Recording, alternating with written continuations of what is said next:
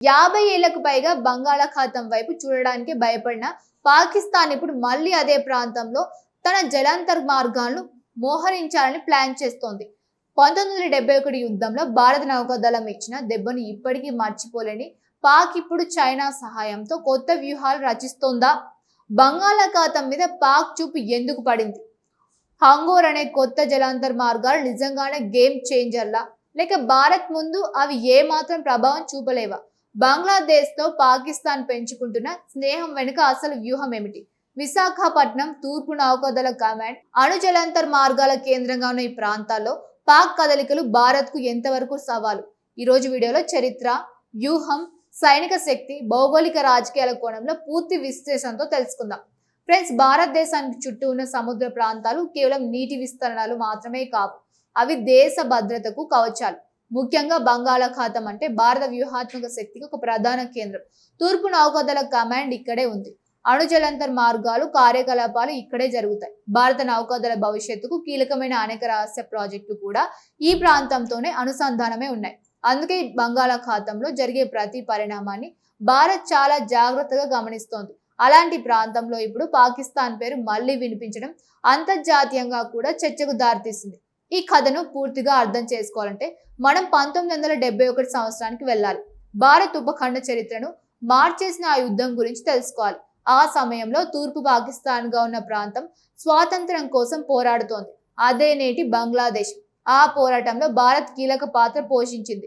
చివరకు పాకిస్తాన్ సైన్యం లొంగిపోయింది, బంగ్లాదేశ్ జన్మించింది. ఆ యుద్ధంలో భారత నౌకాదళం అత్యంత కీలక పాత్ర పోషించింది. పాకిస్తాన్ నౌకాదళాన్ని పూర్తిగా నిర్వీర్యం చేసింది. కరాచీ పోర్టుపై జరిగిన ఆపరేషన్లు ప్రపంచ సైనిక చరిత్రలో ప్రత్యేక స్థానం సంపాదించాయి. అప్పటి నుంచి బంగాళాఖాతంలో పాకిస్తాన్ ప్రభావం దాదాపు అంతమైపోయింది. ఫ్రెండ్స్, ఒక దేశం యుద్ధంలో ఓడిపోవచ్చు, కానీ కొన్ని ఓటములు దశాబ్దాల పాటు మానసిక ప్రభావం చూపిస్తాయి.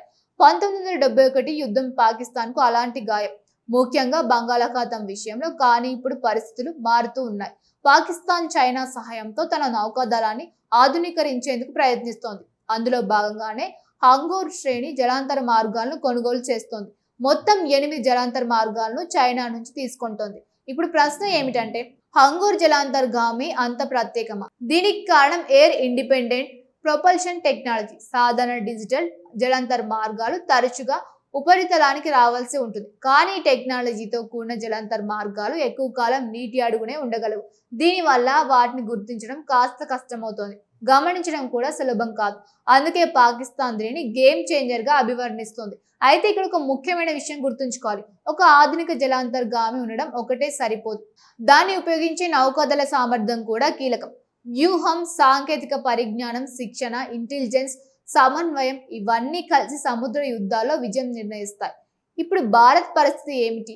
భారత నౌకాదళం ప్రస్తుతం ప్రపంచంలోని అత్యంత శక్తివంతమైన నౌకాదళాల్లో ఒకటిగా గుర్తింపు పొందింది. భారతదేశం వద్ద విమాన వాహక నౌకలు ఉన్నాయి, అణు జలాంతర్ మార్గాలు ఉన్నాయి, ఆధునిక డిస్ట్రాయర్లు ఉన్నాయి, యుద్ధ విమానాలు ఉన్నాయి, ఉపగ్రహ ఆధారిత నిఘా వ్యవస్థలు ఉన్నాయి. ప్రత్యేకంగా బంగాళాఖాతం ప్రాంతంలో భారత్ కు భారీ వ్యూహాత్మక ఆధిపత్యం ఉంది.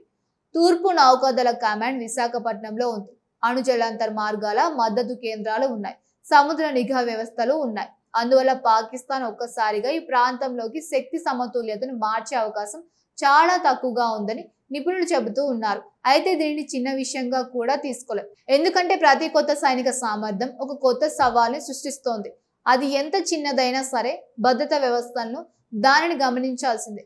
ఫ్రెండ్స్, ఇక్కడ మరో ఆసక్తికరమైన అంశం ఉంది. బంగ్లాదేశ్ మరియు పాకిస్తాన్ మధ్య ఇటీవల సంబంధాలు మెరుగుపడుతూ ఉన్నాయి. చాలా సంవత్సరాల తర్వాత ఈ రెండు దేశాలు మళ్ళీ దగ్గరవుతున్న సంకేతాలు కనిపిస్తూ ఉన్నాయి. వాణిజ్యం పెరుగుతోంది, రవాణా సంబంధాలు పెరుగుతున్నాయి, సైనిక స్థాయిలో కూడా పరస్పర సంప్రదింపులు పెరుగుతున్నాయని విశ్లేషకులు చెబుతూ ఉన్నారు. ఇది పాకిస్తాన్ కు ఒక వ్యూహాత్మక అవకాశం కావచ్చు, ఎందుకంటే బంగ్లాదేశ్ తీర ప్రాంతాలు బంగాళాఖాతంలో కీలకమైన స్థానం కలిగి ఉన్నాయి. అక్కడ స్నేహపూర్వక సంబంధాలు ఉంటే పాకిస్తాన్ తన ప్రభావాన్ని విస్తరించే ప్రయత్నం చేయవచ్చు. అయితే ఇది అంత సులభమైన విషయం కాదు. బంగ్లాదేశ్ కు భారత్ తో ఉన్న సంబంధాలు కూడా చాలా కీలకమైనవి, ఆర్థికంగా, భౌగోళికంగా, భద్రతా పరంగా. అందువల్ల ఈ ప్రాంత రాజకీయ సమీకరణాలు చాలా సంక్లిష్టంగా ఉంటాయి. ఇప్పుడు మరో ప్రశ్న, పాకిస్తాన్ బంగాళాఖాతంలో జలాంతర్ మార్గాలను మోహరిస్తే భారత్ కు అసలు ప్రమాదమా? నిపుణుల అభిప్రాయం ప్రకారం తక్షణ ప్రమాదం ఏమీ లేదు, కానీ దీర్ఘకాలికంగా చూస్తే ప్రతి కొత్త మోహరింపు ఒక అదనపు నిఘా అవసరాన్ని తీసుకువస్తోంది. ప్రత్యేకంగా విశాఖపట్నం ప్రాంతం చాలా సున్నితమైంది. భారత అణుజలంతర్ మార్గాలు కార్యకలాపాలు, తూర్పు నౌకాదళ కమాండ్, రక్షణ పరిశోధన సంస్థల కార్యకలాపాలు ఇవన్నీ ఈ ప్రాంతాన్ని అత్యంత కీలకంగా మారుస్తాయి. అందుకే గతంలో కూడా ఈ ప్రాంతంలో గూఢాచార్యానికి సంబంధించి ఘటనలు వెలుగులోకి వచ్చాయి. ఇప్పుడు కూడా భారత్ భద్రతా వ్యవస్థలు ప్రతి కదలికను జాగ్రత్తగా గమనిస్తూ ఉన్నాయి. ఫ్రెండ్స్, సముద్ర యుద్ధాలు ఇప్పుడు కేవలం నౌకల మధ్య పోరాటాలు మాత్రమే కావు. అవి సమాచార యుద్ధాలు, సాంకేతిక యుద్ధాలు, నిఘా యుద్ధాలు, కృత్రిమ మేధస్సు, ఉపగ్రహాలు, డ్రోన్లు, సైబర్ సామర్థ్యాలు ఇవన్నీ కీలక పాత్ర పోషిస్తూ ఉన్నాయి. ఈ నేపథ్యంలో పాకిస్తాన్ హంగోర్ జలాంతర్ మార్గాలను చేర్చుకోవడం ఒక వ్యూహాత్మక అడుగు కావచ్చు. కానీ అదే సమయంలో భారత్ కూడా తన సామర్థ్యాలను నిరంతరం పెంచుకుంటూనే ఉంది. కొత్త జలాంతర్ మార్గాలు, కొత్త యుద్ధ నౌకలు, ఆధునిక నిఘా వ్యవస్థలు ఇవన్నీ భారత నౌకాదళ బలాన్ని మరింత పెంచుతున్నాయి. చరిత్రను చూస్తే 1971లో భారత్ సముద్రంపై తన ఆధిపత్యాన్ని ప్రపంచానికి చూపించింది. నేడు పరిస్థితులు మరింత మారాయి.